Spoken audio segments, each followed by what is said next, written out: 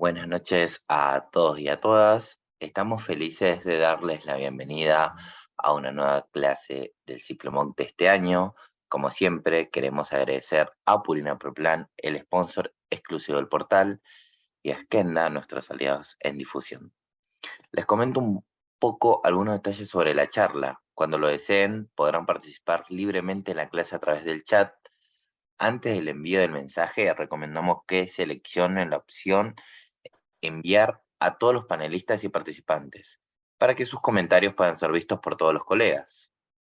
Hoy nos acompaña un invitado especial, el doctor Eric Lucero, quien es subdirector de nuestro posgrado universitario de Medicina del Comportamiento, magíster en Ciencias Médico-Veterinarias con mención en Medicina y Clínica en Animales de Compañía por la Universidad Santo Tomás de Chile. El doctor Lucero también es diplomado en Etología Veterinaria por el Colegio Latinoamericano de Bienestar Animal y Medicina del Comportamiento en Animales de Compañía.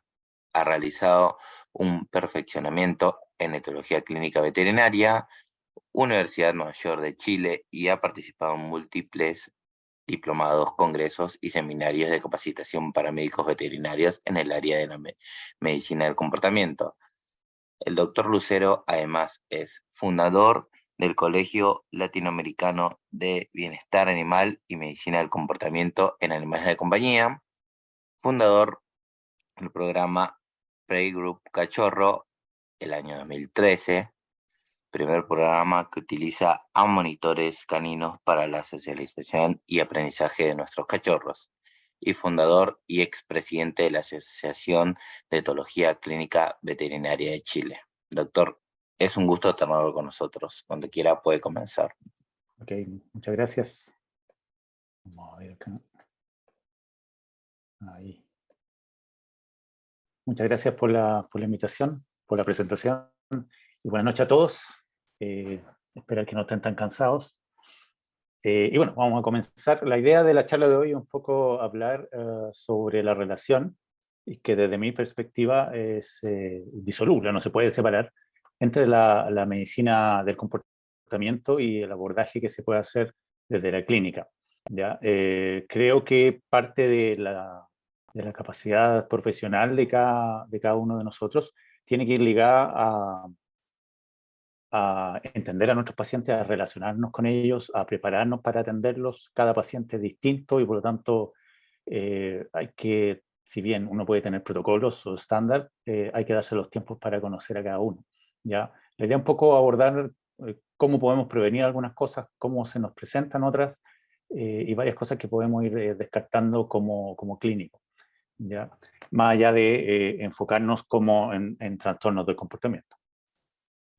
Desde ese punto de vista, hablar en principio un poco sobre la adaptación dentro de las funciones que tienen los comportamientos y por lo tanto el sistema nervioso está el permitir la adaptación a las variaciones del entorno, ¿ya? Y eso para todos, incluyéndonos a nosotros. Cualquier variación en el entorno va a llevar a nosotros a alguna situación de estrés que nos tiene que llevar a una situación de adaptación a esa situación que nos está incomodando, como puede ser una presentación en los años de universidad, esta misma presentación, como puede ser un cambio de, no sé, de paradero, como decimos acá en Chile, para tomar la locomoción colectiva, por poner un ejemplo. ¿Ya? Esta función es indisociable de la plasticidad de los comportamientos, y aquí quiero poner un par de ejemplos. Estos son dos gatos que tuvimos nosotros en nuestra clínica. Uno es el Ron. El Ron llegó alrededor de 2 meses de edad, más o menos. Fue encontrado en la calle, muy poco sociable, poca tolerancia al contacto, poca interacción con las personas. En general, cuando lo tuvimos alojado en nuestro centro médico, hubo que hacer toda una preparación de mantenerlo en un espacio aislado para que a partir de ahí él fuese explorando. Ya él, cada vez que veía gente distinta a nosotros, arrancaba. Tuvo problemas dermatológicos fúngicos, ¿no es cierto?, que se trataron, obviamente, nos contagió a varios. Eh, Posterior a eso logramos, ¿no es cierto?, que él pudiera interactuar, o sea, estar en el mismo lugar, por ejemplo, con las personas que llegan a la clínica, pero no se deja tocar, ¿ya? En el caso de Polly, por ejemplo, que es un gato que recibimos ya adulto, tomó alrededor de 2 semanas de adaptación a la clínica y fue abandonado. Por lo tanto, bueno, como muchos médicos veterinarios, terminamos, ¿no es cierto?, adoptando a estos individuos, a estos gatitos. Posterior a 2 semanas, él ya estableció, ¿no es cierto?, su relación con el entorno en la clínica, definiendo distintos lugares donde podía estar, y él tenía mayores capacidades de relación con las personas, interactuaba con las personas porque su socialización fue muy distinta, ¿ya? Desde ese punto de vista, entonces, las herramientas que cada individuo va a ir adquiriendo en el tiempo le va a permitir adaptarse a los cambios que nosotros que puedan ir teniendo en el tiempo en su entorno o en su vida diaria, ¿ya? Y por lo tanto la adaptación va a depender mucho de la plasticidad de los comportamientos del individuo.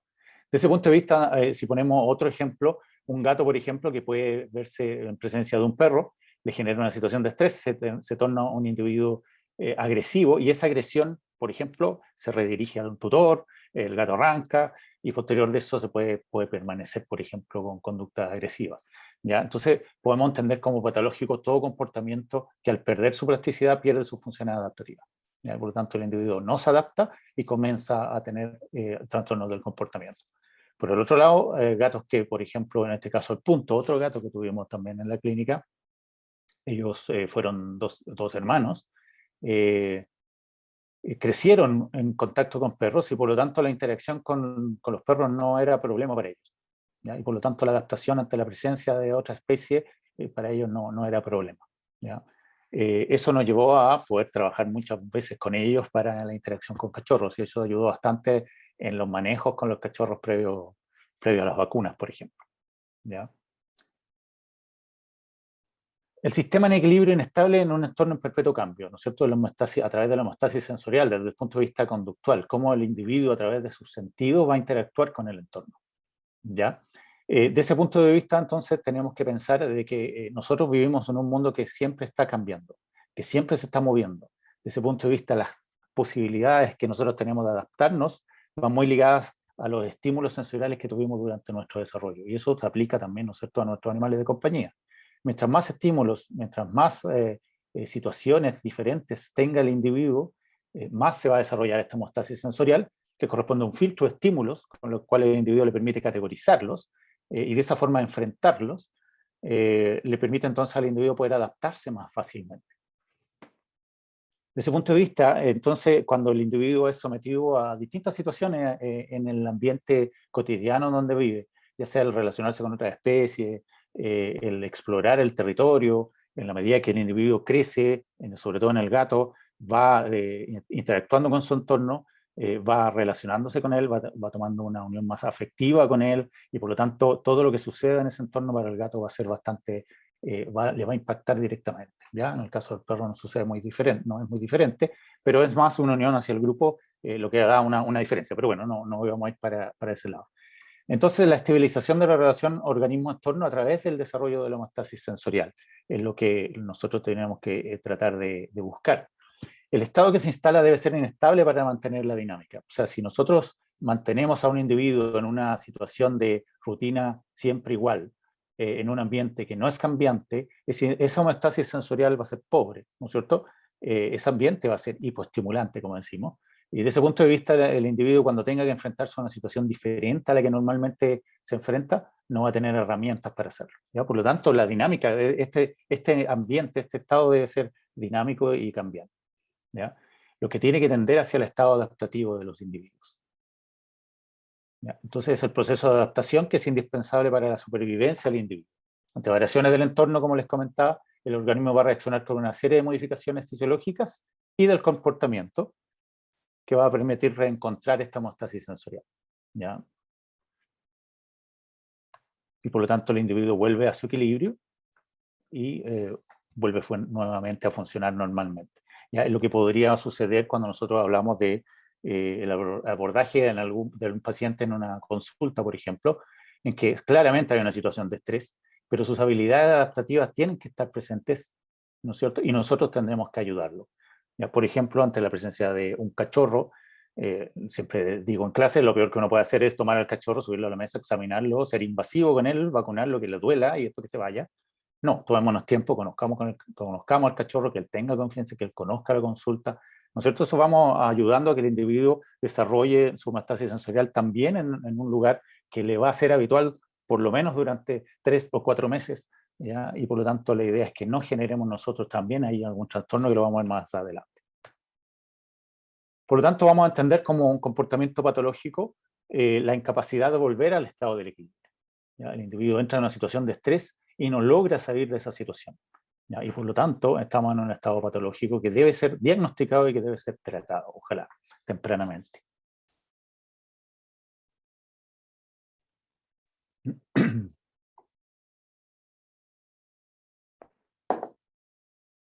De ese punto de vista, tenemos que tocar algunos procesos patológicos elementales que corresponden a algunos mecanismos que llevan a la rigidez de las respuestas del comportamiento. Dentro de ellas están estimuladas por vías exógenas, que generan una desorganización psicocomportamental. Y por otro lado, afectados por una vía endógena, que es directamente por vía orgánica. Vamos a ver algunas de ellas, no todas, ¿ya? Pero creo las que puedan ser más interesantes desde el punto de vista clínico.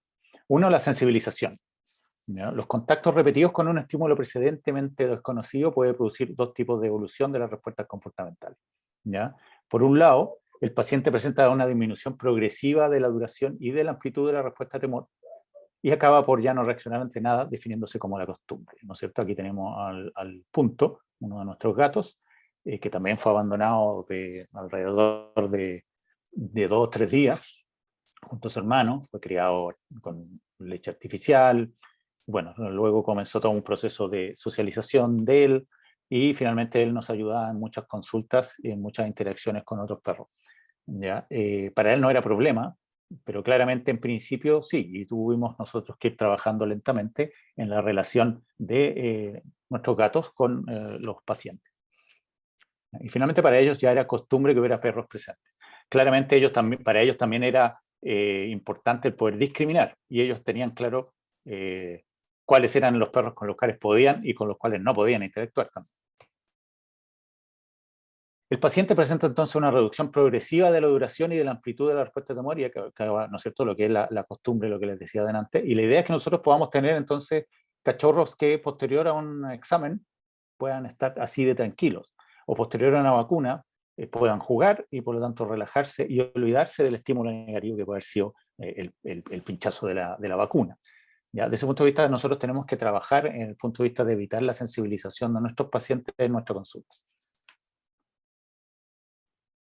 Por otro lado, existe un aumento progresivo de la respuesta de temor que va a tender a fijarse, ¿ya? Correspondiendo esto al fenómeno de sensibilización, que es el típico paciente, que seguramente ustedes ya deben haber visto, que tiene ese comportamiento como que está muy rígido en la mesa de consulta, no es capaz ni siquiera de escapar, de moverse, de interactuar, tiene una posición, ¿no es cierto?, sumisa, orejas hacia abajo, evita el contacto visual, muchas veces está lamiendo, más allá de la incomodidad del examen, es un individuo que no se siente bien, ¿ya? De esta manera, las modificaciones fisiológicas que acompañan al estado de temor favorecen la sensibilización cuando son particularmente intensas, ¿ya? Y desde ese punto de vista, la idea es que nosotros podamos ir previniendo estos temas con nuestros cachorros específicamente, ¿ya? Y con pacientes que ya tengamos cierto grado de sensibilización a nuestra consulta o, no, o al manejo médico rutinario, trabajarlo. Yo creo que eso puede hacerse, obviamente va a depender de cada paciente el cómo se hace, y tiene que ir asociado obviamente a un diagnóstico.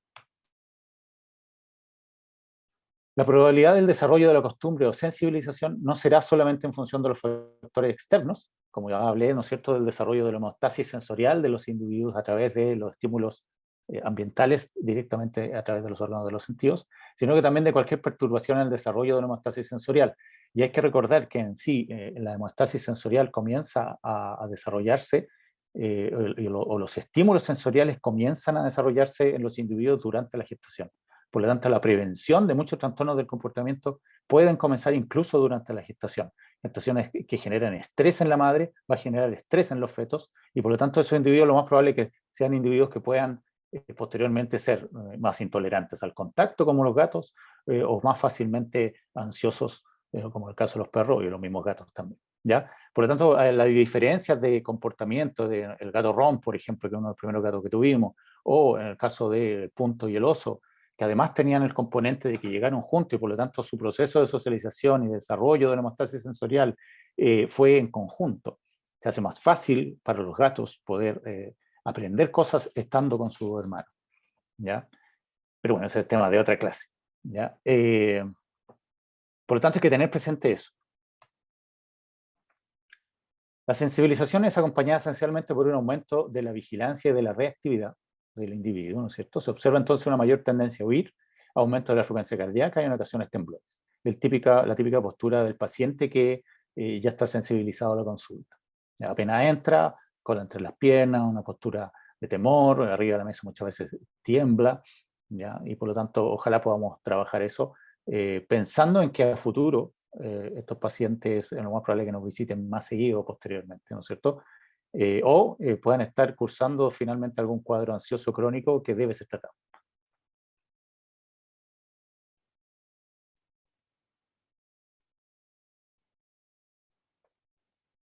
Esta es una paciente de alrededor de 2 meses y medio, 3 meses, que va a una de sus vacunas. Esta no es de nuestra clínica, ¿ya? Es un video que nos compartió la tutora, que pedimos permiso para poder utilizarlos. Ellas saben que lo usamos para docencia o para educación.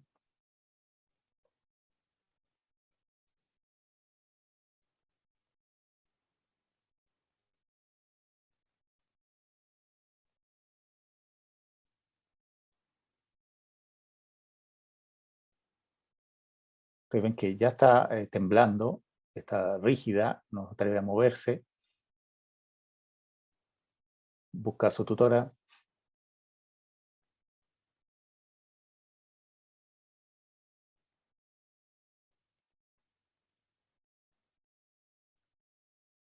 El examen, ¿no es cierto?, clínico lamentablemente es invasivo y por lo tanto tenemos que tratar de que lo puedan manejar bien.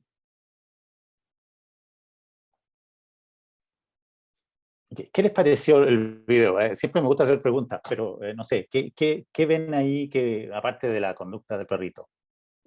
¿Algo más les llama la atención? A ver si alguien me puede comentar.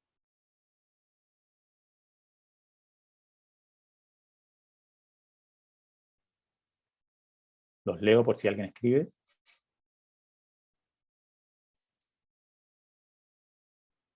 La postura, ok, Cintia nos dice, postura de las patas, ¿no es cierto? Se ve tenso, ¿no es cierto? Ya está temblando, no se atreve a moverse, no se atreve siquiera a pararse. La actitud, ojo de ballena, ok. Ni a escaparse, no se atreve a hacer nada, ok. Súper bien. Pero hay algo que me gustaría que pusiéramos atención. Más allá de la actitud del cachorro, es la no presencia del tutor, ¿ya? Y el tutor, hay que recordar que el apego con el tutor es primordial para el desarrollo de la hemostasis sensorial, ¿ya? Y en este caso, en situaciones que le generan estrés al cachorro, ideal que esté apoyado por su tutor, ¿ya? Entonces, tengamos ojo con eso, tratemos de que sea entonces una consulta en conjunto, entre todos, más allá de que también podemos utilizar algunas herramientas, como en este caso está utilizando un collar de feromonas. Súper bien, Viviana dice que trabaja bajo práctica Fair Free y lo maneja en el piso, y así también aliviamos un poco el tema de la altura de la mesa. Súper bien, pero en algún momento tenemos que trabajar en altura para que ese cachorro también entienda lo que es la altura, ¿ya? Pero bueno, son formas de abordarlo, ¿no? Tiene hiperapego al tutor, lo está buscando, y hay que acordarse que los cachorros en una edad de desarrollo requieren de la presencia del tutor para apaciguarse, y por lo tanto hay que tener ojo con eso en la consulta. Ojalá el tutor siempre esté presente y siempre esté para brindar ahí un apoyo. ¿Ya? Pero bueno, básicamente en las primeras consultas nosotros podemos comenzar a prevenir los temas de sensibilización, ¿ya? La sensibilización entonces es el proceso patológico que lleva, cuando es la única causa, a la constitución de un estado fóbico, ¿ya? Entonces tengamos ojo con eso.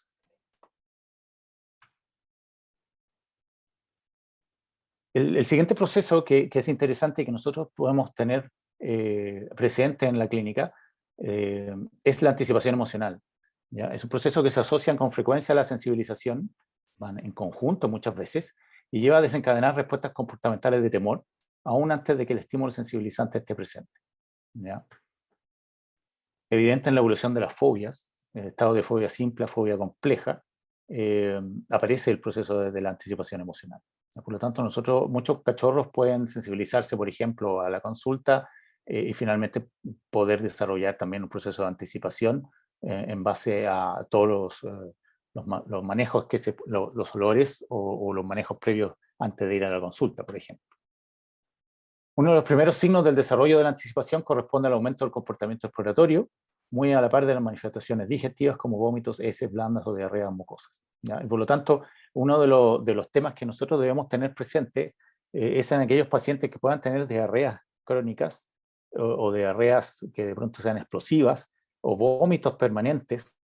Ya, de pronto a los tutores hay que comentarles, por favor, hagan una bitácora, porque a veces llegan porque el perro vomitó, uno lo trata, lo da de alta súper bien y nunca más supo uno del paciente, y de pronto el perro vomita una vez, 2 veces a la semana, y los tutores para ellos no es importante, y de pronto sí puede ser un factor importante. Entonces, todas estas cosas comentarlas para poder ir armando una bitácora y poder ir previniendo algunos cuadros que ya pueden estarse desarrollando. Otro proceso más es la involución que se da en nuestros perros más adultos. Es un proceso complejo en que los sistemas que asocian e interconectan respuestas emocionales y procesos cognitivos ya no son funcionales. El individuo muchas veces comienza a olvidar lo que aprendió, muchas veces se asocian a algunos trastornos de la eliminación, ¿ya? O olvida algunas formas de comunicación. De pronto era un paciente que obedecía todo lo que uno le decía y de pronto se le olvida las cosas que uno le estaba pidiendo. En el plano cognitivo, al final del proceso se va a observar una desorganización que da la impresión de una regresión con reaparición de conductas típicas del periodo infantil, como son la exploración oral del entorno, comportamiento eliminatorio en cualquier lugar, exceptuando la zona de dormir, ¿ya? Y pérdida de autocontroles psicomotores. Y aquí detenerse en un momento en la exploración oral del entorno, ¿no es cierto? Normalmente los cachorros tienden a explorar oralmente el entorno, ¿ya? Porque de esa forma también lo exploran. ¿Ya? Y por lo tanto, después eso va pasando en el tiempo, pero si aparece en un individuo adulto, muchas veces puede volver incluso a tener trastornos digestivos por ingesta de elementos que no corresponden, o incluso algunos trastornos digestivos por cuerpos extraños, ¿ya? Obstrucciones, cosas de ese tipo. Entonces hay que tener ojo si de pronto tenemos algún paciente ya de edad senior y que comienza a llegar a la clínica por cuadro digestivo por comer cosas que no correspondían, cuando nunca antes lo había hecho. Podemos estar en presencia de un proceso de involución, por ejemplo. La involución también está favorecida por numerosos factores, tanto exógenos como endógenos. Dentro de los exógenos, el más frecuente corresponde a la existencia de un estado ansioso crónico. Y ahí iba lo que decía delante del video, es que nosotros podemos prevenir tempranamente algunos cuadros conductuales asociados al desarrollo, por ejemplo, pero también podemos en la clínica, y mediante herramientas que existen, diagnosticar o establecer la presencia de cuadros ansiosos en nuestros pacientes. ¿Para qué nos sirve eso? O para derivar, si soy un clínico y no me dedico a la medicina del comportamiento, pero sí puedo hacer un diagnóstico, saber que este paciente está ansioso, derivo al médico veterinario que se dedica a la medicina del comportamiento y por lo tanto él lo evalúa y lo trata, ¿ya? Porque lo que tenemos que tratar de evitar básicamente es que el paciente se transforme en una ansiedad permanente, que a la larga toda ansiedad permanente va a generar otros trastornos y dentro de ellos está la involución. Pero claro, de pronto para el inconsciente queda, pero es que el perro es viejito, así que es normal que le pasen estas cosas, cuando en realidad es un trastorno que se viene arrastrando desde mucho tiempo atrás, ¿ya? Entonces es importante pesquisar tempranamente y estar constantemente con nuestros pacientes evaluándolos, ¿ya? Por otro lado, el cese de la actividad al principio del periodo de envejecimiento. Muchos perros que de trabajo, por ejemplo, en la medida que ya van entrando a su etapa senior, son dados de baja de sus trabajos, se jubilan, como podríamos decir. Y claro, ¿qué hacen ellos? Les cambia drásticamente sus rutinas. Son individuos que están entrenados y saben hacer su trabajo, ¿ya? Pero de ahí a pasar a una vida de no hacer nada más, o pasar a ser una mascota común, entre comillas, los puede afectar y por lo tanto pueden estar en procesos involutivos producto del estrés que les genera el cambio de rutina, que no es muy distinto a lo que nos sucede a los humanos cuando trabajamos durante 50 años en lo mismo y luego jubilamos y nos encontramos que al día siguiente no hay que levantarse a las 5 de la mañana para ir a trabajar. Y uno se encuentra con que, ok, entonces, ¿qué hago? ¿Ya? Ojo con eso. con otros perros de trabajo. Y otro factor exógeno, la perturbación de la posición en la jerarquía. De pronto tenemos perros que llevan con nosotros 8, 9, 10 años y les traemos un cachorro. Súper bien, socializan bien, se llevan muy bien, pero en algún momento pueden ocurrir algunos trastornos jerárquicos que lleven a que el cachorro tome la batuta, ¿ya?, por sobre el adulto, quien pierde su lugar, y por lo tanto pueda generarle un cuadro ansioso, producto de esta perturbación en la posición jerárquica. ¿Ya? Lo que genera cuadros ansiosos que a la larga se cronifican y nos puede llevar a cuadros involutivos.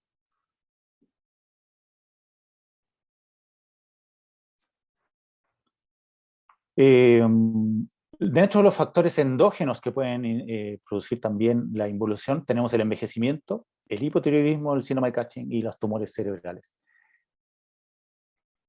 En el caso del envejecimiento, ¿no es cierto?, se observa con mayor frecuencia su aparición en sujetos de más de 6 años de edad. De ahí es que es primordial que ojalá tengamos como protocolo, ¿no es cierto?, poder hacer exámenes sanguíneos, por lo menos a partir de esa edad en adelante, para ir monitoreando a este individuo con un perfil bioquímico, hemograma, hormonas, cosas de pesquisar nuevamente, tempranamente. ¿Ya? La medicina, si bien está hecha para curar, está hecha para prevenir. ¿Ya? Para mí la medicina debe ser preventiva, y por lo tanto tenemos que anticiparnos a las cosas que puedan llegar a suceder. Y de ese punto de vista, el tener presente que a cierta edad ya los pacientes puedan empezar a presentar cuadros de involución, por ejemplo, nos lleva a tener que estar pesquisando tempranamente algunas alteraciones médicas también. El hipotiroidismo, por su lado, hay una disminución, ¿no es cierto?, a través de este cuadro, de la sensibilidad de los receptores noradrenérgicos beta, y por tanto, una disminución en la receptividad a las variaciones del entorno, ¿no es cierto? El individuo le cuesta entonces adaptarse a los cambios en el entorno. Por otro lado, el síndrome de Cushing, el cortisol, que es una de las hormonas asociadas a la adaptación ante las situaciones de estrés, ¿no es cierto? Por lo tanto, el síndrome de Cushing va a favorecer la aparición de un proceso de involución porque el individuo no es capaz de adaptarse nuevamente. Y por lo tanto va a estar en situaciones de estrés, ansiedad y a la larga cuadro involutivo. Los tumores cerebrales, por su lado, la involución es uno de los síntomas precoces y puede constituir un signo para el clínico cuando ésta se presenta de manera súbita, en un sujeto que no presenta ninguno de los factores desencadenantes exógenos. En que de pronto podemos ver a un individuo que se torna agresivo de un momento a otro y no tiene ninguna explicación. Pero estoy diciendo de un momento a otro, no de manera paulatina. ¿Ya? Por lo tanto, nos puede llamar a indicar que puede haber algún tumor cerebral y nuevamente llama a buscar las causas. Por otro lado, dentro de los procesos patológicos elementales también tenemos algunos que nos afectan por vía endógena, directamente, que es por vía orgánica, dentro de los cuales tenemos los mecanismos neuroinmunológicos y los mecanismos neuroendocrinos. Dentro de los neuroinmunológicos tenemos la interleuquina 1, ¿no es cierto?, que es un mediador de la inflamación. Principalmente es el mediador de la fiebre en los mamíferos, e inhibe la actividad motora voluntaria, así como la ingestión de alimentos. Y se halla también en el origen de la inducción del sueño, ¿no es cierto?, como reguladores fisiológicos del sueño. Y por lo tanto, cobra importancia el tener que hacer un examen clínico profundo en pacientes que puedan tener estos cambios conductuales. Este efecto inhibidor de la interleuquina 1 constituye un argumento adicional para justificar el examen clínico minucioso de los pacientes cuyo cuadro de comportamiento está dominado por la inhibición y el hipersomnio. ¿Ya? Más allá de que digamos, oh, ¿sabe qué? Ahora está durmiendo más que da cuenta y además no hace nada, oh, es que debe ser viejito, oh, es que debe tener un cuadro depresivo, enviémoslos al etólogo. No, descartemos primero si no tiene algún cuadro inflamatorio, por ejemplo. ¿Ya? Dentro de los mecanismos neuroendocrinos tenemos las disendocrinias, dentro de las cuales está el hipotiroidismo, el hiperadrenocorticismo y el hipoadrenocorticismo. En el paciente hipotiroideo nosotros vamos a tener que hay una desregulación del sistema noradrenérgico con reducción de la actividad beta, lo que va a facilitar la instauración de estados de ansiedad, producto de que el individuo le es más complejo adaptarse a situaciones o cambios en su entorno o alguna situación que le genere estrés. ¿Ya? De ahí, de nuevo, cobra gran importancia el que estemos monitoreando a nuestros pacientes constantemente, vía hemograma, perfil, hormonas. ¿Para qué? para no tener que llegar a ver a un paciente que esté con un cuadro ansioso avanzado, cuando pudimos haberlo pesquisado antes, porque era un paciente hipotiroideo, ¿ya? Por tanto, el realizar constantemente los exámenes sanguíneos es sumamente importante, ¿ya? Este es un caso que es interesante porque también uno puede pensar que los pacientes hipotiroideos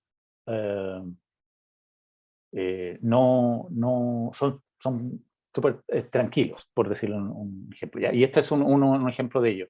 Tranquilos me refiero en general, son individuos que no tienen actividad, siempre buscan el calor, ¿no es cierto?, entre otras afecciones que puedan tener, ¿ya? Este es el caso de Juanín, era un macho entero de 6 años, tenía episodios de agresión a la propietaria, tenía agresiones reaccionales, agresiones por irritación, tenía control de espacios, control social, ¿no es cierto? Él se ubicaba en lugares estratégicos por donde tenía que pasar la dueña y no la dejaba pasar.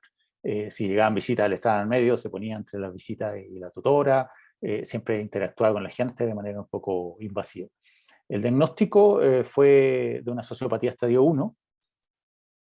Se dieron algunas indicaciones, ¿no es cierto?, a seguir y, bueno, se perdió la pista, finalmente no pudimos seguir controlándolo. Había que cambiar las formas de comunicación, utilizar alguna estrategia de regulación social dirigida, pero bueno, no va para allá la clase, no queremos hablar del tratamiento, sino que netamente qué pasó con este paciente, que reaparece tiempo después por un cuadro dérmico. Ya tenía algunos abscesos en su piel y pérdida de pelo. La propietaria indica que los cuadros de agresiones pasaron, y por lo tanto, entonces dijimos, ya, ok, súper, entonces anduvimos muy bien, y funcionó la terapia. ¿Ya? El diagnóstico, entonces, lo tomamos exámenes sanguíneos, ¿no es cierto? Hicimos todos los exámenes directos de piel, bueno, descartamos varias cosas, el diagnóstico finalmente fue hipotiroidismo, se prescribió con medicación, ¿no es cierto? Y funcionó bastante bien. El problema está en que reaparecieron los episodios de agresión, ¿ya? Por lo tanto, tenemos un paciente que presentaba un cuadro de sociopatía, agresiones reaccionales, agresiones por irritación, que luego comienza a cursar un cuadro de hipotiroidismo, que enmascara esta agresión producto justamente de lo que genera en el individuo, ¿ya?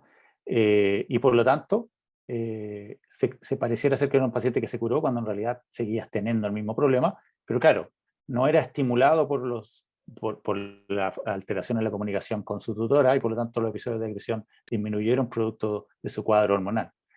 Pero al momento de normalizar la hormona, reaparecieron los cuadros de los episodios de agresión.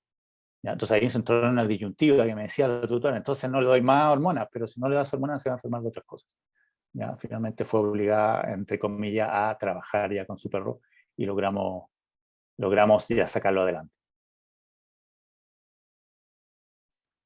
Este es un caso interesante porque era un paciente que fue derivado por los profesionales de Educandogs. Ellos son una pareja de educadores caninos que evaluaron a este perro porque tenía problemas de ladridos y vocalizaciones ante la presencia de otros perros, ¿ya? Lo evaluamos, pero antes de evaluarlo solicitamos una serie de exámenes, que es la batería de exámenes que en general solicitamos para evaluar trastornos del comportamiento: hemograma, perfil bioquímico, hormona T4 total, TSH y algunos electrolitos. Y el paciente apareció como hipotiroideo. ¿Ya? Fue abordado por su médico entonces internista, quien trabajó de la mano con un endocrinólogo, y una vez que fue prescrito, ¿ya? Y se volvió a evaluar y las hormonas ya estaban normales, el comportamiento explosivo me refiero a explosivo, que veía perros y se ponía a ladrar, o reaccionar más bien, se controló bastante. Y ahí pudimos hacer la evaluación correctamente. Esto ya era iniciando la terapia, ¿no es cierto? Estas cosas de que el perro puede estar explorando en presencia de otros perros que están al frente, no era posible de hacer, ¿ya? O en este caso, interactuar con otro perro mientras se hace ahí un trabajo de contracondicionamiento. En presencia de otro perro y no hay una reacción a la presencia del otro perro, ¿ya? Entonces fue mucho más fácil, no es más fácil, pero fue más práctico poder abordarlo luego de descartar otros cuadros médicos y controlarlo desde ese punto de vista. Y de ahí recién iniciar la terapia. Desde ese punto de vista siempre decimos lo mismo, o sea, los trastornos del comportamiento es lo último de la lista en general. Hay que descartar muchas otras cosas. Hay otro cuadro, por ejemplo, era un bulldog francés que comenzó con destrucción en la casa. Qué extraño, y no se asociaba a nada. Le pedimos exámenes nuevamente, tenía las transaminasas por el cielo, pero sin signología clínica, ¿ya? Pedimos que, lo abordó su médico internista, se hizo un tratamiento, esas enzimas volvieron a la normalidad y disminuyó y desapareció la destrucción. ¿Ya? Lo más probable es que ese paciente entonces haya tenido molestias que le permitían, o sea, que lo obligaban o que él se motivaba para redirigir esa molestia al entorno. ¿Ya? Y aquí ya tenemos al Neil, aquí está con Hachi, nuestro perro. Si bien hay mucha vocalización y hay posturas de invitación al juego, todavía sigue siendo un poco ambiguo en cuanto a su comunicación, pero sí ya puede interactuar más cercanamente con otros perros, ¿ya? Pero aún no sabe bien cómo hacerlo, ¿ya? Es el típico perro que para él es ladrar y correr, ¿ya? Pero nada de esto podríamos haberlo hecho si no se hubiese hecho el descarte y el abordaje médico primario, ¿no es cierto? Y por lo tanto, es importante la secuencia del punto de vista de cómo se pueden abordar los trastornos del comportamiento. No hay una lista para esto, hay formas diferentes, pero en este caso llega a través de un educador canino a nosotros, de ahí va al médico internista para solicitar los exámenes, que en vez que los exámenes están alterados y desde ese punto de vista el médico internista ¿ya? Nuestro primer... el que está en el frente, es el caballo de batalla, decimos nosotros, ¿ya? Es el profesional que recibe todo y a partir de ahí tiene que ir saliendo la información hacia los distintos especialistas, no al revés, ¿ya? Por lo tanto, si yo tengo un paciente que es agresivo, lo primero que tengo que hacer es descartar causas orgánicas de agresión. Si tengo un paciente que se orina dentro de la casa, debo descartar cuadros médicos antes de pensar que es un problema de eliminación inadecuada, ¿ya? Posterior al endocrinólogo, ¿no es cierto?, vuelve a nosotros y a partir de ahí nosotros podemos hacer una buena evaluación, porque si lo hubiésemos evaluado sin haber sido tratado por el endocrinólogo y sin haber estado estable en su hormona tiroidea, la evaluación no hubiese sido equivocada y por lo tanto el diagnóstico también, ¿ya? Y de ahí se lo enviamos nuevamente al educador canino con quien se siguió trabajando, ¿ya? Entonces, lo importante aquí de la interdisciplina y de abordar los temas médicos y del comportamiento en conjunto. ¿Ya? Vuelvo a lo mismo, aquí la idea no es que el médico internista sea un etólogo, sino que el médico internista entienda y conozca algunos trastornos del comportamiento, cómo prevenirlos o cómo abordarlos tempranamente. Volviendo a las disendocrinias, entonces, el paciente hipertiroideo, por su lado, presenta un aumento de su actividad beta con la subsecuente agitación e hiperestesia, y por lo tanto, va a ser un paciente que es más fácil, va a facilitarse a él la instauración de cuadros agresivos. Cuando hay individuos que nunca antes han agredido y de pronto comienza a aparecer cuadros agresivos, y siendo individuos ya adultos o senior, entonces tenemos que buscar y descartar que haya alguna causa orgánica. Aquí, por ejemplo, está el niño, es un gato doméstico de pelo largo, macho castrado de 14 años, adoptado con 2 días de vida, también fue alimentado artificialmente. Él, alrededor de los 4 meses, fue diagnosticado con un síndrome de hipersensibilidad y hiperactividad porque mordía las manos de los tutores, no tenía control de las uñas, no tenía control de la mordida. ¿Ya? Pero eso se abordó desde el punto de vista conductual, se hizo un trabajo con él, y se logró controlar eso, ya podían interactuar. A él no lo podían tocar, lo tocaban y empezaba a morder y se enganchaba del brazo y no te lo podía sacar. ¿Ya? Pero a la medida que se trabajó con él, fue tolerando más el contacto, fue un individuo que respondió bastante positivo al tratamiento. Pero al momento de la consulta, ahora ya con 14 años, la tutora decía que el paciente presentaba polifagia, agresiones nuevamente, y decía, ¿por qué si se le había pasado? Si igual le vuelve, disminución de peso. ¿Ya? Se hicieron los exámenes sanguíneos correspondientes, bueno, aparece un cuadro finalmente y otros exámenes complementarios, y aparece un cuadro de hipertiroidismo que nos permite explicar el porqué de la agresión en este individuo. Ya, no estoy diciendo que la agresión en los gatos viejos sea por hipertiroidismo, pero es una de las causas que debemos descartar. ¿Ya? Bueno, el paciente se trató y las agresiones bajaron, desaparecieron nuevamente. una vez que estabilizamos las hormonas tiroideas. Y algo que en general yo no había visto, pero este año había visto como 3 casos en perros. ¿Ya? Esta es una mestiza de 3 años esterilizada también. También episodios de agresión por irritación que fueron muy seguidos, lo que llamó la atención de la tutora. ¿Ya? Y además porque miraba constantemente hacia arriba. Este perro tenía como un comportamiento obsesivo. Se hicieron los exámenes correspondientes, también aparece como hipertiroidismo, se confirma con ecografía, lo vio un endocrinólogo, lo trató, las hormonas se estabilizaron y ahora está en un proceso de evaluación nuevamente a ver si se retira la medicación y hay que volver a medir las hormonas. Vamos a ver qué pasa con ella. ¿Ya? Y los episodios de agresión disminuyeron importantemente. ¿Ya? No eran perro irritable ni reactivo ni presentaba agresiones reaccionarias. Volviendo entonces a las disendocrinias tiroides, las hormonas tiroides entonces están implicadas en las respuestas emocionales. Posterior a un estrés va a aumentar la secreción de estas hormonas, ¿no es cierto? Que las hormonas tiroides es una de las hormonas de la adaptación. Participarían en la adaptación del organismo, lo que evitaría la aparición de un estado depresivo. Los sujetos deprimidos crónicos, entonces, o eutiroideos, muestran no tener esta capacidad secretoria adaptativa. Y por lo tanto, nos llama fuertemente a estar atentos a aquellos pacientes que puedan ser eutiroideos, producto de alguna otra afección, ya sea articular, dermatológica, que pueda ser eutiroideo y por lo tanto pueda estar cursando un cuadro ansioso o depresivo. ¿Ya? Y no lo vamos a notar, sino hasta que sea viejo, y le vamos a echar la culpa, entre comillas, a que es viejo. El hipoadrenocorticismo, por su lado, sabemos que los glucocorticoides tienen un efecto estimulante sobre la síntesis de adrenalina por la médula suprarrenal, lo que permite el paso de noradrenalina a adrenalina. De esta manera se evidenciaría una deficiencia de adrenalina, cuya consecuencia es la pérdida de la capacidad de reaccionar a las solicitudes exteriores. ¿Ya? Y por lo tanto, como no hay una capacidad de respuesta ante algún estímulo externo, el individuo entra en estado ansioso, a la larga en cuadros depresivos también.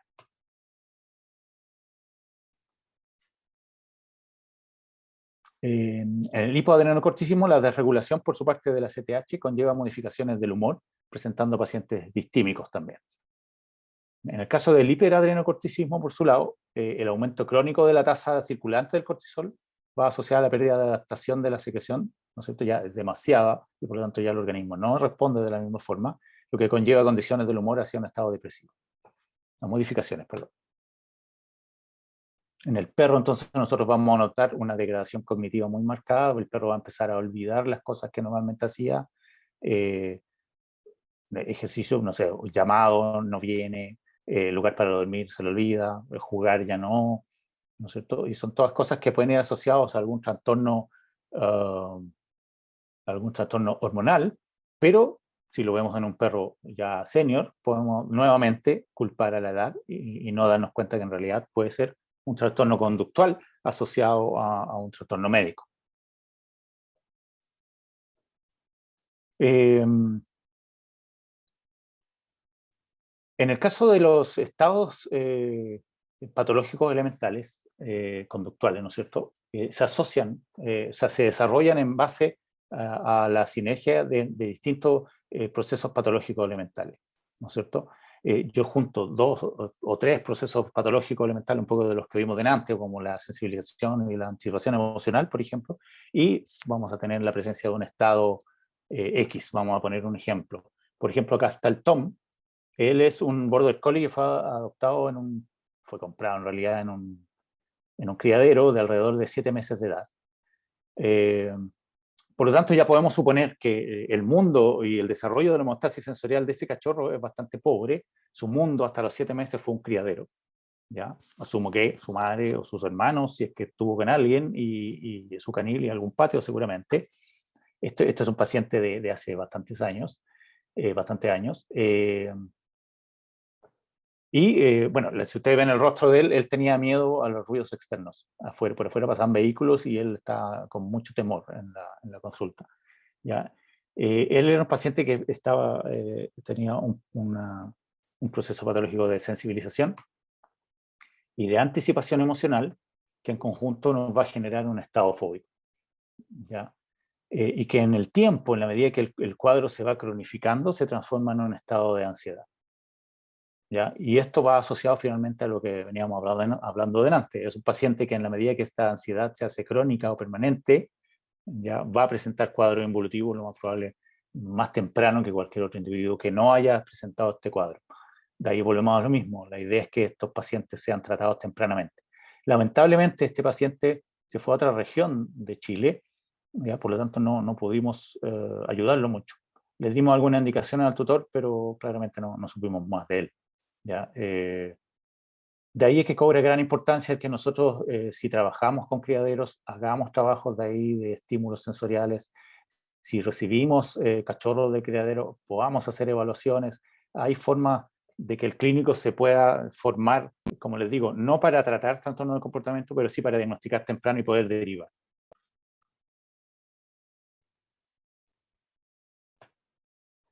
Entramos un poco en la relación entre la clínica, el dolor, la medicina y el comportamiento. ¿Ya? Aquí, bueno, se ha hablado por mucho tiempo ya sobre el dolor y la importancia del dolor para el bienestar de los pacientes, del manejo del dolor.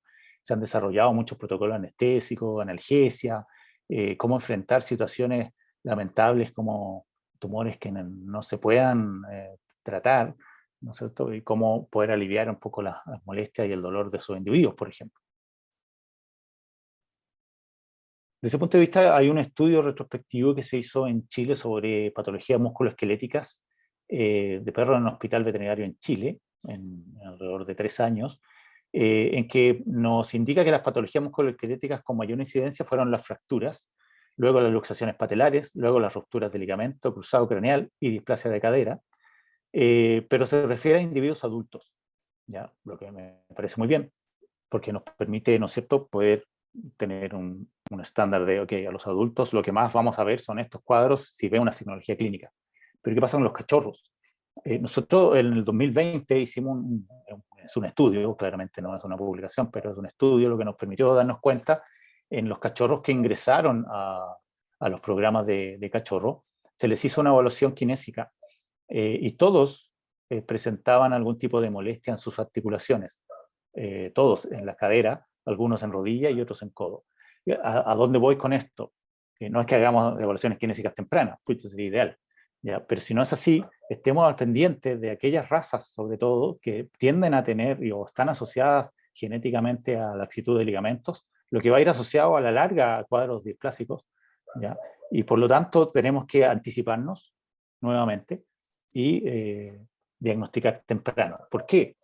Porque si no lo hacemos tempranamente, estos pacientes a la larga van a presentar un dolor crónico y es muy probable que a lo mejor alguno de ellos, producto de su crecimiento tan rápido o producto de la actividad que puedan tener, puedan generar o crecer junto con dolor, ¿ya? Y por lo tanto, ¿cómo afecta el dolor al desarrollo del individuo? Que a la larga puede terminar siendo un individuo reactivo durante su etapa de desarrollo y a la larga vamos a tener un individuo que tal vez sea agresivo, por poner un ejemplo, ¿ya? Entonces, para poner atención ahí, desde el punto de vista de que el manejo previo médico de nuestros pacientes, si no lo hacemos o si no prevenimos, pueden desarrollar alteraciones del comportamiento que podrían haberse prevenido tempranamente, ¿ya? Y por lo tanto, algunas afecciones no sé, hernias cervicales, tenosynovitis en el hombro, lesiones en el codo, cadera, rodilla. Este es un ejemplo interesante que también sucedió post cuarentena en la pandemia en el 2020. Era una cachorra Pug que volvió luego de estar en cuarentena, volvió al playgroup que tenemos, ¿no es cierto? Y notamos de que no estaba obedeciendo, ¿no es cierto?, las órdenes que en general le damos. Hacemos mucho ejercicio de venir, de sentarse, y nos dimos cuenta que no se sentaba. Y más allá de pensar de que tenía un problema de desobediencia, nos dimos cuenta que había dolor, ¿ya? Y por lo tanto, claro, indicamos al tutor, ¿sabes? Aquí este paciente presenta dolor, necesita que su médico lo evalúe. Puede ser rodilla, puede ser cadera. Finalmente fue diagnosticada con una luxación patelar y eso era lo que tenía molestia y por lo tanto no estaba obedeciendo las cosas que normalmente sí obedecía antes. De nuevo, tenemos un trastorno conductual, pero que va asociado a un problema médico, ¿ya? Entonces, de pronto un tutor puede ver esto y no me está obedeciendo, un adiestrador. Y el adiestrador va a hacer lo posible porque el perro lo obedezca y el perro va a tener dolor. Finalmente el perro puede incluso hasta redirigir en una mordida por la molestia que pueda tener. ¿Ya? Entonces, nuevamente, la idea es prevenir. Entonces, en la clínica diaria, nosotros nos vamos a encontrar con muchos trastornos del comportamiento. ¿Qué hacemos? ¿Los derivamos? Sí, ¿no es cierto? Si yo ya veo a un paciente que llega a mi consulta y es agresivo, ok, trabajemos con un médico veterinario que se dedica a la medicina del comportamiento. Pero para mí, lo importante es el diagnóstico temprano y ojalá ahí es donde nos podamos enfocar. ¿Ya? Hay que recordar que nuestros pacientes crecen rápidamente. ¿Ya? No se demoran 15 años, 20 años como nosotros, sino que se demoran 6 meses, 1 año, 2 años. ¿Ya? Y por lo tanto, desde los 2 meses hasta los 6 meses pueden suceder muchas cosas en un cachorro, sobre todo aquellos que crecen rápidamente. Por lo tanto, si tenemos algunos episodios de agresión a los 2 meses, ojalá lo derivemos rápidamente al médico veterinario, etólogo clínico, o si presenta episodios de agresión a los 6 meses, derivemos rápidamente y no esperemos al año para castrarlo a ver qué pasa, o no esperemos a que se le pase solo. O sea, si presenta un episodio de agresión, evaluémoslo. No dejemos que pase el tiempo. ¿Ya? Y vuelvo a lo mismo, es el clínico el que se enfrenta a estas cosas, no el etólogo clínico. ¿Ya? Ahora, si el etólogo clínico además es clínico, mucho más rico, le va a tocar mucho más información y es mucho más entretenido. ¿Ya? Yo me dediqué por cerca de 16 años a clínica y medicina del comportamiento y la información que puedo obtener es importante. ¿Ya? Entonces, vuelvo a lo mismo, no busquemos ser etólogos clínicos, sino tener información. Si me quiero dedicar a la área de la medicina del comportamiento, ideal. ¿Ya? Por lo tanto, entonces, y recalco de nuevo lo mismo, las vacunas. ¿Ya? Nosotros tenemos a un cachorro y tenemos el privilegio de ver al cachorro a los 2, a los 3, en promedio, a los 4 meses, a los 6 meses al año de edad. Por lo tanto, podemos monitorear todo su desarrollo durante un año completo. Y si no lo hacemos, estamos perdiendo información y tiempo importante. Claramente es mucho más fácil tratar a un paciente joven que a un individuo de 2, 3, 4 años que ya tiene un comportamiento rígido, que puede estar con mucha evolución y asociado además a otros procesos patológicos como la ansiedad, como la anticipación, o ya estados, ¿no es cierto?, patológicos como las fobias o los estados ansiosos. Este es un ejemplo, por ejemplo, que en una publicación, el año 2014 nosotros evaluamos a 100 cachorros entre los 2 y los 4 meses de edad, en que buscamos diagnosticar algunas afecciones del desarrollo. Dentro de ellas el síndrome de hipersensibilidad e hiperactividad. Dentro de los 100 individuos que evaluamos, encontramos que 17 presentaban este cuadro. ¿Ya? Y este es el ROCO, es uno de ellos. Si no me equivoco, aquí está el Basset Hound. El Rocco fue adquirido de un criadero, tenía 2 meses cuando llega a la consulta y mordía todo. ¿Ya? El problema es que este perro era la mascota de una niña de 7 años y lo trajeron para eso. ¿Ya? Y por lo tanto, un cachorro así, mordedor, para compañero de juego para un niño, complejo si no se hace nada. ¿Ya? Bueno, se dieron las indicaciones, pero claramente el tutor no le interesaba. Lamentable en todo caso. Y eso es algo que pasa comúnmente aún. A diferencia de la Josefa, una Scottish Terrier, que llegó porque mordía las manos de su tutor, lo tenía todo mordido, mordía las cosas del entorno, la evaluamos, síndrome de hipersensibilidad y hiperactividad, dimos las indicaciones a seguir y la paciente evolucionó bastante de manera muy positiva y bueno, nunca más mordió las manos del tutor. ¿Ya? De ese punto de vista, la evaluación entonces que tenemos que hacer a nuestros cachorros, como les digo, es temprano. Tenemos que obtener información tempranamente de cada consulta que tengamos con ellos. ¿Ya? De nuevo vuelvo a lo mismo, o sea, si lo vamos a ver a los 2, 3, 4 meses, 5 meses, 6 meses, 8, 9 meses al año, tenemos que aprovechar ese tiempo para ver qué es lo que está pasando con él. ¿Ya? Y aquí les vuelvo a preguntar entonces, ¿qué le llama la atención de este cachorro? Los leo.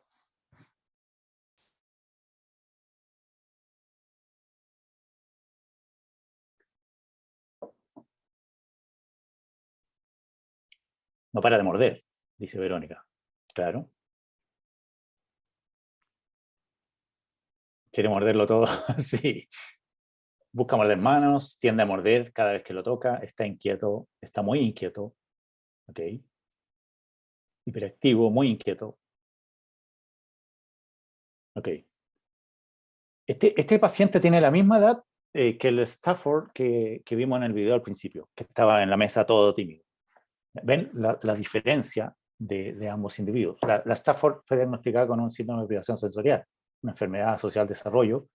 Ella fue una perra, una cachorra que llegó en el año 2020, con plena cuarentena. Ya, por lo tanto, todos los cachorros del 2020 les fue mal. Tuvimos mucho trabajo con ellos para poder ayudarlos dentro de lo que se podía. Y es más, este año están llegando muchos perros que nació o que creció en el 2020 con temas de agresión, temas de ser reactivos ante presencia de niños, coches, bicicletas, ¿ya? Y se ha perdido mucho tiempo en su abordaje. En el caso del cachorro, claro, es intolerante al contacto, no tiene control de la mordida. Él llegó acá y vuelvo a lo mismo, derivado por una colega que había estudiado medicina del comportamiento, no se dedicaba a ello, ella era clínica, y la tutora, y vio las manos de la tutora todas mordidas. Le preguntó y la tutora dijo, sí, es mi cachorro. ¿Cuánto tiene? 3 meses. A los 3 meses el cachorro ya debe tener controlada su mordida, ¿ya? Y no debiera presentar este nivel de incomodidad al manejo, ¿ya? Por lo tanto, es sumamente importante el diagnóstico temprano nuevamente. Acá la colega supo, preguntó lo justo, vio las señales y derivó rápidamente. A este cachorro lo comenzamos a juntar con adultos moderadores y respondió súper bien, ¿ya? Muy bien. Al mes ya era un cachorro que no mordía a la tutora, que interactuaba con otras personas, que se dejaba manipular, ¿ya? Permanecía arriba de la mesa sin querer bajarse, ¿ya?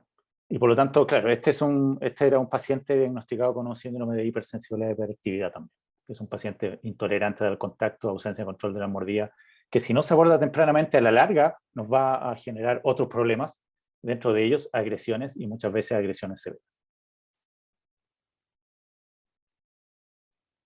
Al cachorro lo tratamos con adultos moderadores, perros adultos, que están normosocializados, que funcionan como moderador del comportamiento del cachorro, ¿ya? Por lo tanto, el cachorro aprende a controlarse en base a eso, ¿ya? Eso fue más o menos lo que hicimos con él, ¿ya? Súper. Desde la medicina interna felina tenemos otro tema, y en el caso de la canela, que fue diagnosticada con una depresión reaccional, el paciente llega por un chequeo porque su gato pasó la noche sobre un árbol con viento y lluvia. 2 semanas después comienzan signos clínicos y conductuales de decaimiento, anorexia, vocalización, exploración inhibida, ausencia de acicalamiento, agresión por miedo, posible dolor a la palpación lumbar en el examen clínico, defecación y micción emocional durante el examen, cosa que antes no sucedía, y la temperatura y con hipertermia, ¿ya? Eh, Esto hacía pensar de varios cuadros infecciosos y obviamente de un cuadro de depresión reaccional. Ya, no vamos a ahondar en esto, sino que la idea es tener un poco el esquema general de que hay un paciente que sufrió una situación de estrés, generó esos cambios conductuales 2 semanas después, descartamos algunos cuadros médicos, hicimos varios exámenes, el paciente tenía un ecograma de estrés, aumento de la transaminasa y la glicemia, aumento de la albúmina y la globulina, ¿no es cierto?, relacionada a la deshidratación que pueda presentar. Era leucemia negativo, y ante un test de evaluación del comportamiento del gato, arrojó que el paciente presentaba un cuadro de depresión reaccional. ¿Qué quiere decir esto? Es una depresión que aparece alrededor de 2 semanas después de un episodio fuerte o un episodio de estrés violento para el gato. De ahí que logramos en ese mismo año, esto fue, ya no me acuerdo cuándo fue, pero juntar 3 casos en que coincidían en ellos varios signos. Dentro de ellos los signos clínicos, la anorexia, depresión y episodios de agresión 2 semanas posterior a la exposición a un estrés violento, ¿ya? Por otro lado, todos los 3 tenían hipertermia, intolerancia al contacto, anorexia, eliminación inadecuada, agresión e inhibición de la exploración, ¿ya? Los tres tenían el ecograma de estrés, los tres tenían aumento de la glicemia y transaminasa, ¿ya? Si vamos a la anamnesis, desde el punto de vista de qué pudo haber sido el evento, uno de ellos pasar la noche de lluvia y viento a la intemperie, que es la que vimos recién. Otro, imposibilidad de acceder a la zona de aislamiento. ¿Ya? Los gatos presentan dentro de cómo distribuyen su entorno zonas de aislamiento donde ellos se apaciguan. Si no tienen acceso a esa zona de aislamiento y el individuo no tiene capacidades adaptativas, entran en estado de estrés, ¿ya? Y por lo tanto, en este caso fue suficiente para generarle un cuadro de depresión reaccional. Y en el tercer caso pasa de una vida indoor a outdoor bruscamente. Vivía dentro de la casa y como botaba mucho pelo lo tiraron al patio. El problema es que era un gato de edad avanzada. Por lo tanto, adaptarse a esa situación es muy complejo para un gato. ¿Ya? Hablamos hoy día de lo que esto sería, se incorporaría dentro de lo que es una biotopopatía, ¿ya? O sea, unos trastornos conductuales asociados al ambiente del individuo.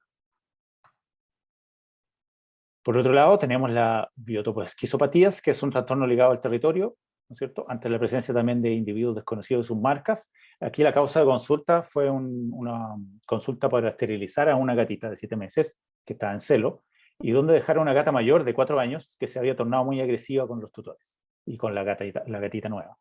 Entonces nos hizo decir, ya, pero no va a botar a un gato que tiene 4 años. Veamos qué pasa. La fuimos a evaluar y encontramos que este gato permanecía abajo de la cama. Ese era su campo territorial. Había disminución de ingesta de alimentos, ausencia de la actividad exploratoria y marcaje facial, y agresión por miedo y por irritación. Y cuando evaluamos el territorio había invasión de gatos desconocidos que producto del celo de la gata más joven llegaron a la casa y marcaban con orina todas las zonas por donde la gata más vieja salía, la gata más adulta, las ventanas, las puertas. Por lo tanto, dimos algunas indicaciones, utilizamos feromonas, con las feromonas nos anduvo bastante bien y bueno, había que esterilizar a la gata joven, que no es lo recomendado estando en celo, pero había que hacerlo porque era muy necesario para abordar rápidamente a la gata vieja que ya no estaba comiendo, la gata más adulta, y por lo tanto eso puede traernos otros problemas. Y educar a los tutores en base a qué es lo que estaba pasando. Gracias a Dios ellos entendieron, hicieron el tratamiento, y a la segunda visita ya nos llama la atención de que la gata más adulta se deja acariciar por los tutores, cosa que antes no se dejaba hacer. Y a ellos mismos les llamó la atención y estaban súper contentos porque no le podían hacer cariño. La gata no se dejaba tocar. O sea, se iba, los evitaba. Pero en la medida que utilizamos este tratamiento y utilizamos feromonas de apaciguamiento, la gata comenzó a interactuar con ellos y se les subía arriba y les buscaba contacto. Luego visitamos una semana posterior, la gatita más joven se había ido y llegó a ver un cachorro y la gata más adulta no tuvo ningún problema de adaptación ahí. Por lo tanto, pudimos evaluar el entorno, modificarlo, hacer un tratamiento de la gata más adulta, cosa de que además pudiera adaptarse luego a otro cambio, que fue la llegada de un cachorro. Y anduvo bastante bien. ¿Ya? Entonces, a lo que voy es que si no entendemos qué es lo que está pasando con el paciente, en este caso, desde el punto de vista conductual, podríamos haber dado indicación de démosla en adopción, cuando en realidad, si entendemos que a este gato le está pasando algo producto de la invasión de su entorno, entonces hagamos un tratamiento. Por lo tanto, la evaluación que nosotros podemos hacer de nuestros pacientes en la consulta es primordial, los comportamientos que ellos puedan tener, la derivación, el diagnóstico temprano, ¿no es cierto? En este caso, unas perritas que no paran de mirar y buscar contacto visual con sus tutores. ¿Ya? O en este caso, por ejemplo, y algo que normalmente no se hace de prepararse para lo que pueda llegar a suceder, son 2 perros que llegaron del campo a la ciudad a vivir. Del campo me refiero a zonas rurales, a las zonas urbanas, y eran perros que ladraban mucho porque todos los sonidos les llamaban la atención y tenían problemas de ellos con los vecinos.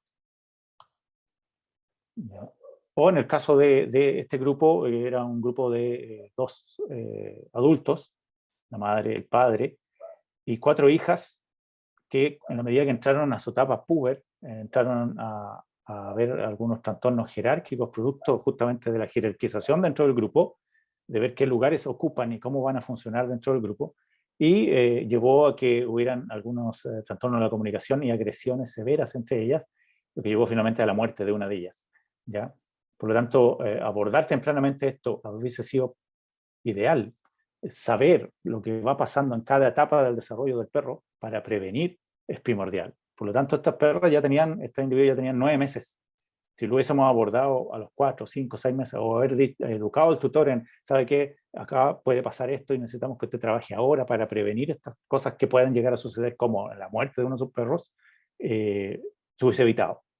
¿Ya? Y aquí vemos claramente que hay una competencia entre las hermanas, mordiéndose el hocico, la postura bien parada en sus 4 patas, cola erecta, tocando acá al tutor, lo que le está diciendo, ok, ¿no? Tú no te vas a acercar a este recurso, ¿no es cierto? Hay una interferencia social, tú no te acercas al tutor. ¿Ya? Aquí claramente hay una competencia, hay un individuo aquí que está atrás, que tiene claro su rol, ella no puede acercarse al recurso, si no lo van a pegar. Y seguramente a la que mataron también está en competencia acá. ¿Ya? Por último, no olvidar de que todo el organismo está relacionado. ¿Ya? Por lo tanto, hay que recordar a aquellos pacientes, por ejemplo, que tienen cuadros digestivos permanentes, de la nada aparecen con diarreas acuosas, y nosotros constantemente tomamos exámenes de heces y no aparecen o no nos aparecen algo, hacemos tratamientos médicos y se le pasa, y luego vuelve, y tenemos en la ficha varios episodios de diarrea sin ningún tipo de causa. Entonces, okay, veamos bien de que tal vez sea algo conductual, porque toda afección digestiva va a afectar al cerebro, ¿ya? Y viceversa. Entonces, hay un puente directo entre el sistema digestivo y el sistema nervioso, y por lo tanto tenemos que estar atentos a eso. ¿Ya? Desde ese punto de vista, es importante que nosotros entonces orientemos la medicina desde una sola medicina. Entiendo que es importante especializarse, pero para aquellos que somos médicos internistas, es importante tener el abanico de todas las especialidades, no ser especialistas, pero sí el abanico, para poder derivar correctamente y diagnosticar tempranamente. Eso es un poco lo que les quería hablar hoy día, ¿no? Les agradezco por la presencia y la participación.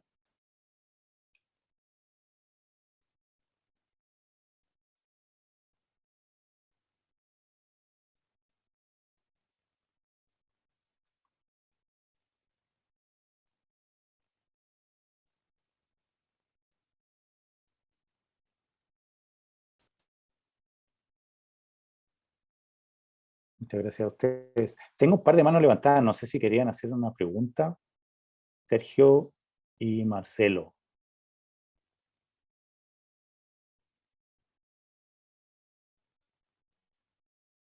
A ver, Andrea nos pregunta, perdón, ¿podría ser posible que cuadros de ansiedad en perros causen? Claro, hay que recordar que este mismo circuito que hay entre el sistema nervioso y el sistema digestivo se asocian a cuadros ansiosos, a cuadros digestivos permanentes, lo que puede llevar a que haya cambios en la biota digestiva. De todas maneras, ¿ya? Por lo tanto, cuando tú tengas pacientes que tengan cuadros digestivos permanentes, sin causa, en teoría, debería hacerse una evaluación de comportamiento.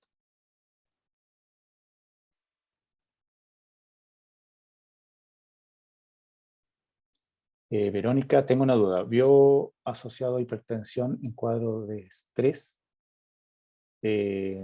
No hicimos la evaluación de tensión, de hipertensión en este caso. Pero sería interesante ver si hay algún tipo de relación de aumento de la presión asociado a estrés, de todas maneras, sobre todo en individuos de cuadros más crónicos.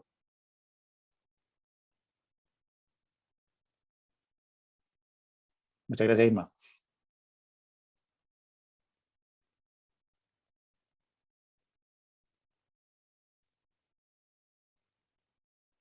Tengo una mano levantada acá de Sergio, no sé si quería hacer una pregunta. Javiera, hola doctor, ¿la música en la consulta ayuda a disminuir el estrés en los pacientes? Sí, está comprobado que la música ayuda a relajar, pero ojo con eso, son elementos complementarios. ¿Ya? De nuevo, el manejo es importante y el todo. A ver, la música o la musicoterapia puede ayudar por vía auditiva, ¿ya? Y sensorial del tacto, pero también está el olfato, también está la vista, también está el tacto de yo con el paciente. Por lo tanto, aquí hay que abordarlo de un todo. Joana nos pregunta qué no se debe hacer en la consulta con los cachorros. Lo peor y lo que no se debe hacer, porque hay muchas cosas, como para hablarla de una,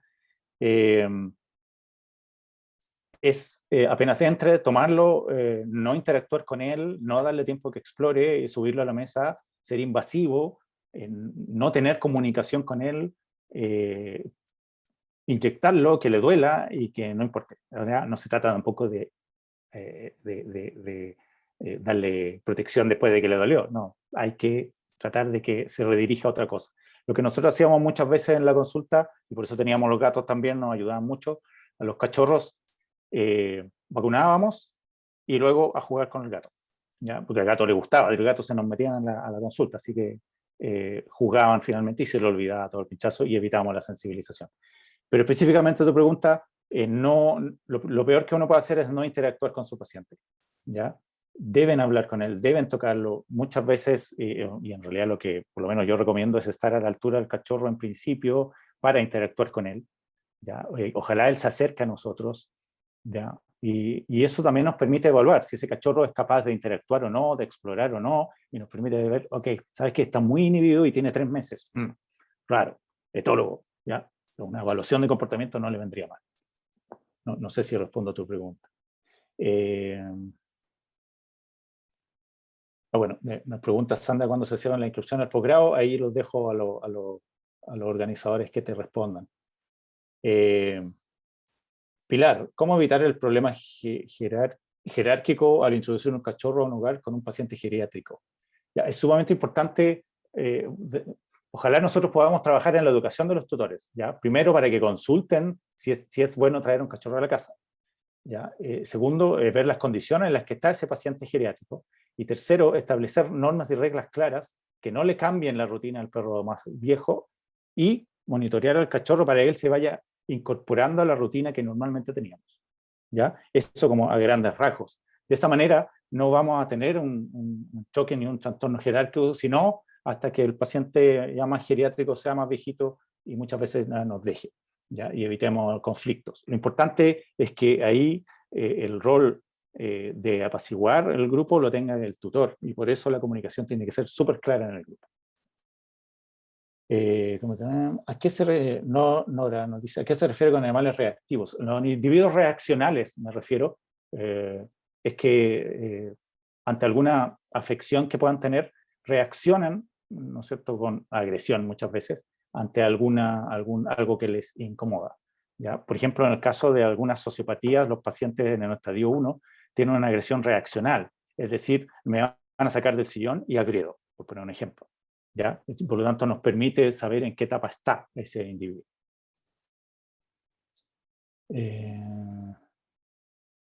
La coprofagia puede relacionarse a cuadros de estrés. De todas maneras, la coprofagia se puede relacionar a cuadros de estrés. Y por lo tanto, si uno trabaja, a ver, ya sea si es un perro o muchos perros, puede darse constantemente.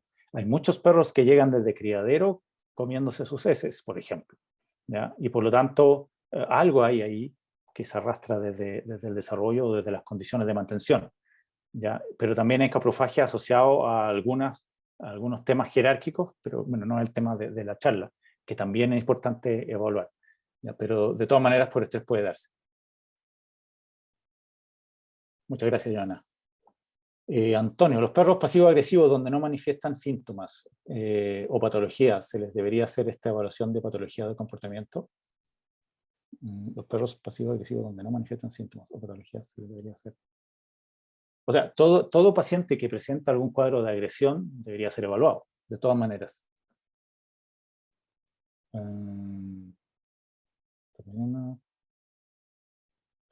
Pablo, trabajo como médico a domicilio. ¿Cómo debería ser nuestra llegada al interactuar con perros y gatos? En general, la llegada a los domicilios va a depender mucho del paciente, va a depender mucho del ambiente, pero la idea es darles tiempo a ellos de adaptación. Hay que acordarse que son ellos los que les cuesta más esto, no a nosotros, ¿ya? Y por lo tanto, en general, la idea es no interactuar mucho con ellos en un inicio, ¿ya? En la medida que se va dando la interacción con ellos, podemos ir nosotros abordándolo. Cuando es necesario tener que abordar a un paciente que no quiere venir, bueno, hay que hacerlo. No podemos irnos y no hacer nada, ¿ya? Pero la idea siempre es darle el espacio para que los individuos se nos acerquen y de ahí comenzar la interacción. De pronto cometemos el error de irnos encima, sobre todo estando de pie, lo que genera un poco mayor estrés. Ojalá estar a la altura, depende del paciente, devuelvo lo mismo, no hay tips aquí, va a depender todo de las condiciones ambientales, del paciente, de varios otros factores. ¿Ya? Pero en principio démosle la iniciativa a ellos y de ahí nosotros podemos ir interactuando. Carla, sobre el uso de cannabinoides en conjunto con el comportamiento. Yo no uso cannabinoides, pero sí está descrito sobre todo para temas de dolor. Y si ese dolor está haciendo cambios, está generando trastornos o cambios conductuales en el paciente, bien. Pero para abordar trastornos del comportamiento como tal, yo no he encontrado estudios. Sé que se están haciendo unos estudios en ansiedad, pero todavía no hay nada muy claro. Yo particularmente no los uso, pero aprovecho de aclarar, las terapias complementarias, recordemos que son complementarias, se complementan con el diagnóstico, con la terapia, con el tratamiento. ¿Ya? Súper importante eso. Sandra, en su experiencia, ¿cuáles son los principales errores al introducir un gato nuevo? Separar a los gatos, mantenerlos separados y no respetar, no hablamos de eso acá, pero no respetar la zona de aislamiento del gato. ¿Ya?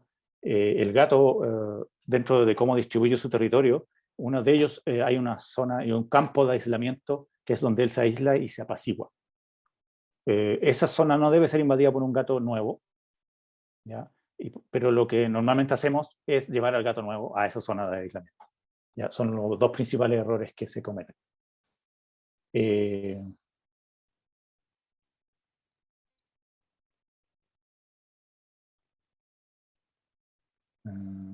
No sé, no entiendo. Y Carla nos pregunta qué experiencia en la práctica clínica. No. Okay. Gracias. Ya. Okay. Oye, muchas gracias a todos. No sé si hay más dudas, preguntas, consultas, aportes.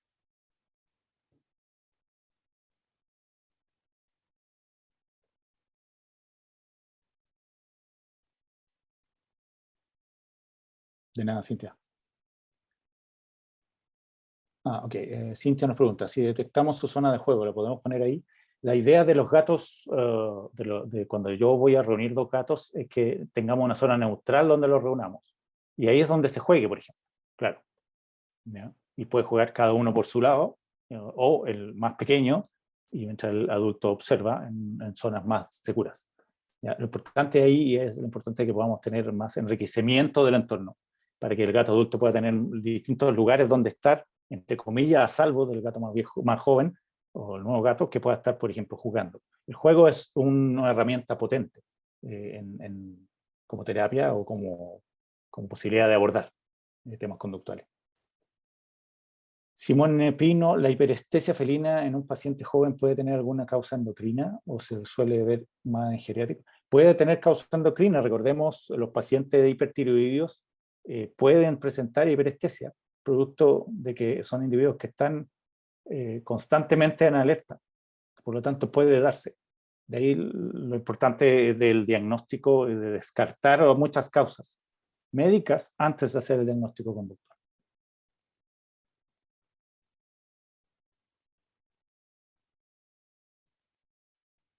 De nada.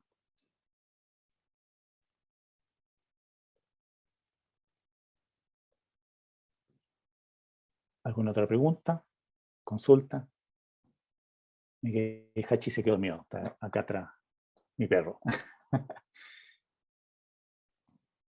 Bueno, parece que no hay más dudas.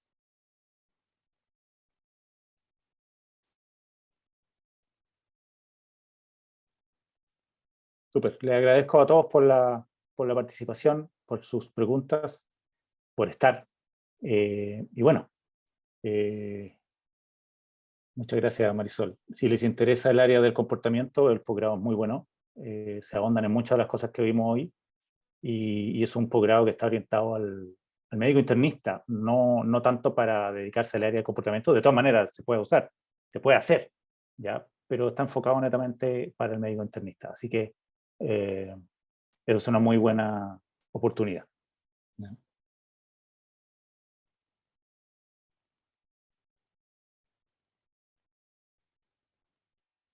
Había una última consulta. María Luisa, gracias por compartir, doctor. Me quedó la duda respecto al último comentario que hizo de los cachorros que de la nada tienen diarreas constantes.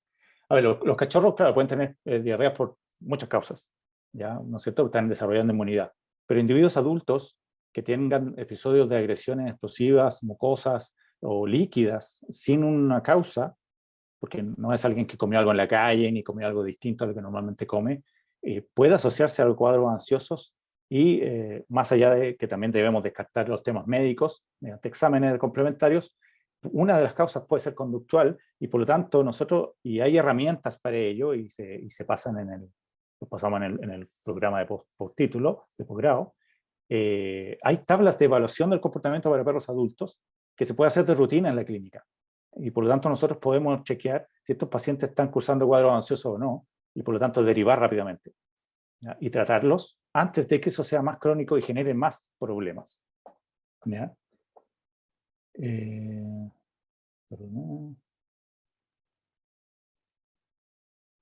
Muchas gracias, Janet. De nada, Andrea. De nada, María Luisa. Uy, teníamos que ver la forma de hacérsela llegar. Ya, vamos a verlo. Ya, les agradezco nuevamente a todos por la participación. No sé cómo lo hacemos aquí. ¿Nos desconectamos nomás? Bueno, doctor, muchas gracias por la participación. Les recuerdo que a partir de mañana podrán encontrar el link con la grabación de la clase del día de hoy en el campus virtual.